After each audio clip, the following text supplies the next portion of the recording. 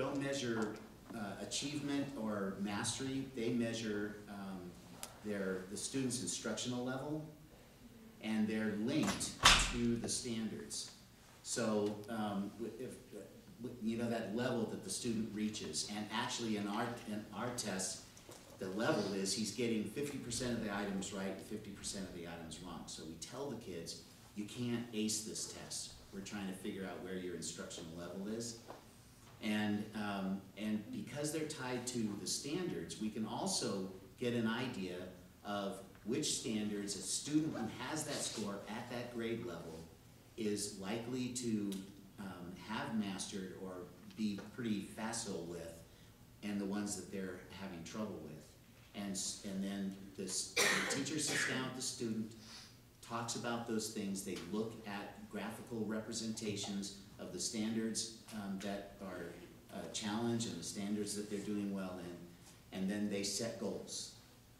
Now, a lot of times those are numerical goals, and one of the challenges is to get the student to forget about the score so much as what he needs to do to get to that score, and that's the magic that the teacher performs. And in that way, we use the test data in a formative way, and we make a plan for the student to progress, and then we measure it. That's why we do it in interims instead of only at the end of the school year. Stuff like that requires a 1-to-1 ratio. Well, that would be nice, but just getting the time with the teacher and the student is a challenge, given the class sizes that we have. Paul, can I actually add to that with what else we're using for in terms of instruction? Because one of the other reports, besides getting individual student reports, teachers get whole class reports, and it plots the class out, and we use this, one of the reports shows what are the Descartes.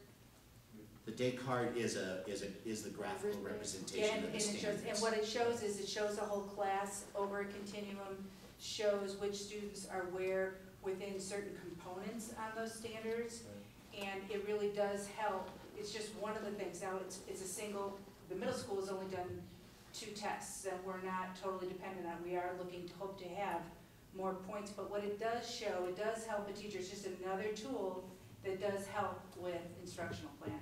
I would think that the teacher would want to look for commonalities within the class. Absolutely, and actually the system that we have that records the data and then displays the data helps with that. It actually does group students for the teachers and helps them, make those plans. The trick is getting the students to understand that there's no judgment at the end of that test. Yes, there's a score. Yes, we know that you might know this stuff better than you know this stuff and that sort of thing, but again, that's the magic of the teacher and the student interacting and, getting to realize this isn't the end. It's kind of like that commercial. This isn't the final inning. This isn't the last shot, that kind of thing. This is, the beginning of the next phase. And that's where, to be honest with you, I think we're struggling still, is getting the kids to understand that, we're just trying to figure out where you are. And so we can, help you move forward. So it's a real challenge, though. Stacey. I just wanted to say, and this is probably a reality check for a lot of us in the room, that it's almost like we're getting hit by a Mack truck right now. I mean, we've just endured 2 hours of a presentation of material that is totally outside of our realm of normal understanding. And that reflects to me in my experience last year with a certain class that I have at Incline High School.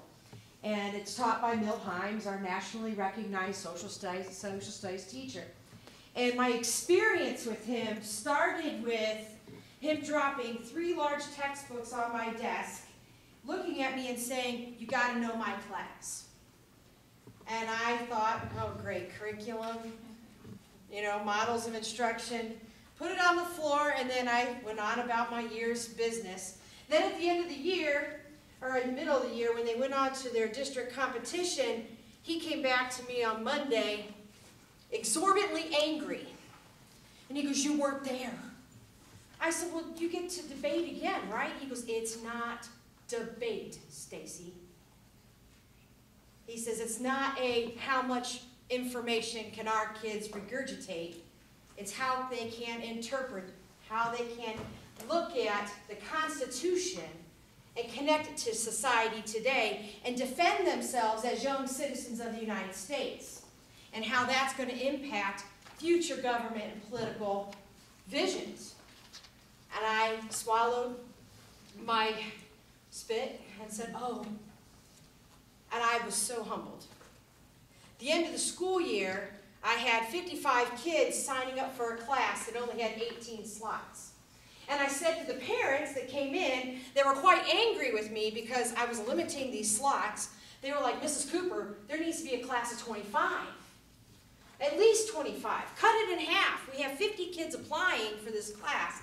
At least give us 25. Mr. Tokunaga was one of those parents.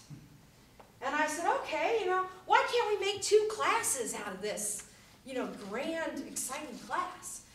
And Mr. Himes says to me, you can't, because it's focused, it's individualized, it's based in interpretation. And all of us here in Incline know I'm talking about the We the People. The We the People class, 24 kids, are reanalyzing the Constitution, and now for the 3rd time over, because they competed locally, they won state, and now they're going on in a 3rd interpretation of the same informational text. And they're going to Washington, D.C. at the end of April to interpret the Constitution and apply it to today's society and defend their young beliefs. Mr. Tokunaga, you're here, and you're a parent, and I thank you for pushing me this last year. And we are all here in a community getting ready to support these grand kids that are truly exemplars of the 21st century learning. They're excited about reading the Constitution.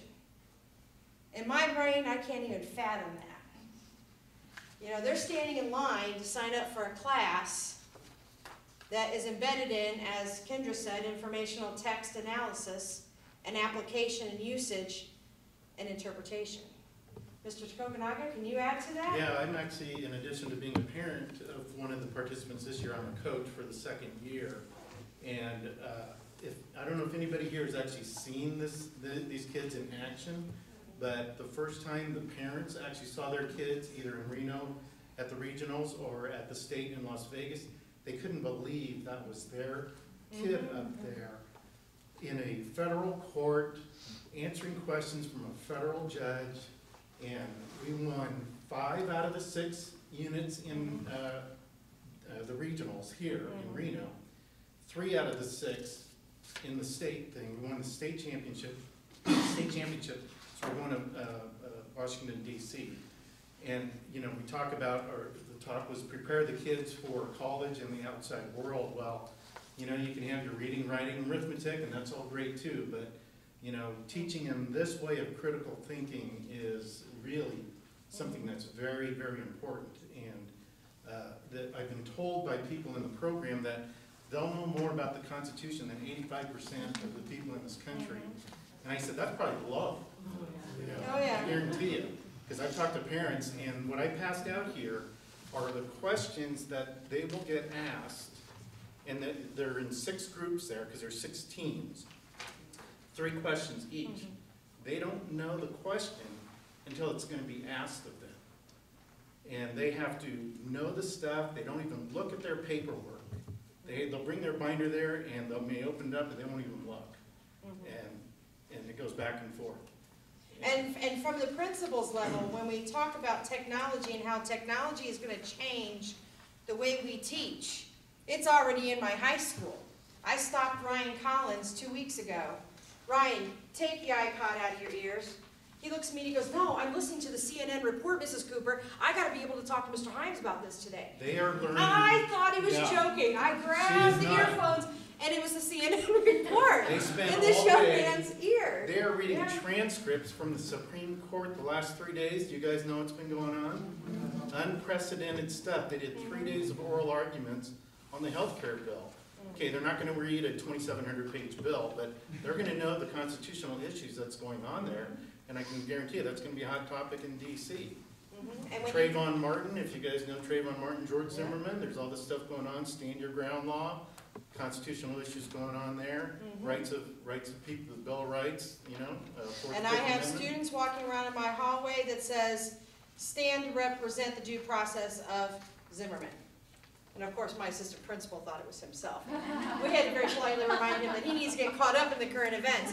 But with what Mr. Bailey said, with the decreasing budget, you know, you're talking sending 25 kids across the United States for this affair. There has been some aggressive fundraising here in Incline. I want to thank you, as the principal of Incline High School, for supporting the 21st century endeavors of our kids, for supporting our kids as they take on this journey, because this is only the beginning. And some of you may be aware there is a Texas Hold'em poker tournament Sunday. And if you are interested in participating in the Texas Hold'em tournament, contact Incline High School. We'd be sure to get you in contact with those people. The proceeds go completely towards raising the money to send our kids to Washington, D.C.